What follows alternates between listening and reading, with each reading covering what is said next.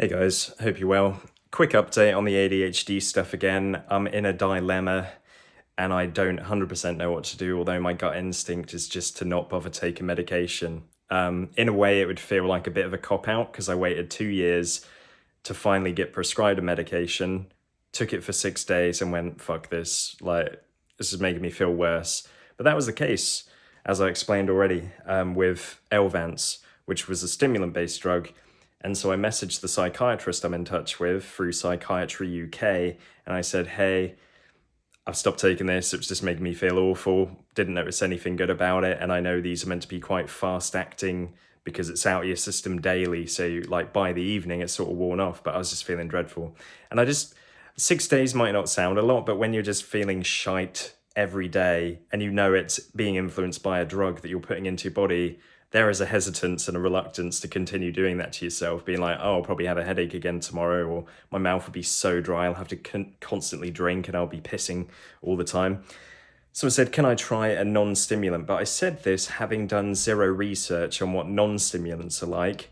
The reason they are not prescribed in the beginning is because they're said to be less effective at treating ADHD than a stimulant. For me, it clearly didn't work because I just felt more buzzy and, less relaxed and more impulsive. And it was like making me more angry and stuff. But for some people, they take these stimulant-based drugs and they can focus clearly and think clearly. So they definitely work for some people, at least in the beginning. And then maybe they have to increase the dose in a couple of years. That's common. But anyway, they've offered me a non-stimulant-based drug now called, I think it's called Strattera. I don't know what it's called in America, probably has a different name. And I've just done a little search because I thought, I don't want to just go in blind this time, because I did that with the first one. I was like, let's just see what happens. But the rating is pretty bad from users, meaning it's got like a 5 out of 10, meaning the average score is showing some people have a good experience. They feel like, actually, yeah, I can focus well. My ADHD is a lot better. I can do better at work and stuff. But there are a number of really negative 1-star rating at 1 out of 10 saying like, do not take this. It's given me autoimmune issues, they think, or a lot of people seem to say it gave them lifelong insomnia. Like they took this drug years ago and they haven't been able to sleep normally since. A lot of people said they feel like spaced out and numb emotionally, which I get anyway, which I think personally is possibly a long-term side effect from when I took Roaccutane. But yeah, a lot of these people like, do not take this. Like, I really regret taking it. It's made me feel awful beyond just the treatment time. I've come off it now and I still feel like it's just done something to my brain.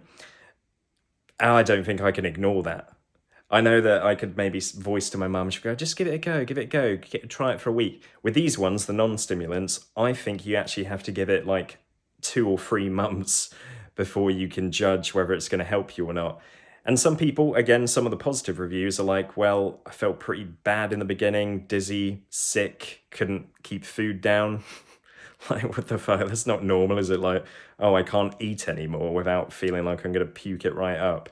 Constipation's apparently a big symptom that's quite common with them, which isn't good for anyone, right? Like, I know for me, if I'm having that anyway, which I sometimes do, just like ruins the day.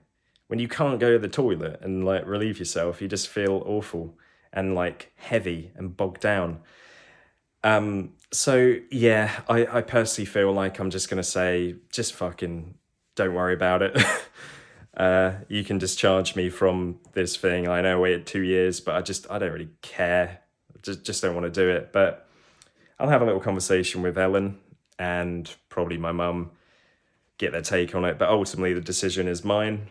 One of the reviews, I mean, they could have been a young person, and sometimes I feel maybe you don't have as much choice, but one negative review that said this really made me feel awful was like, I wasn't allowed to stop taking it for a month.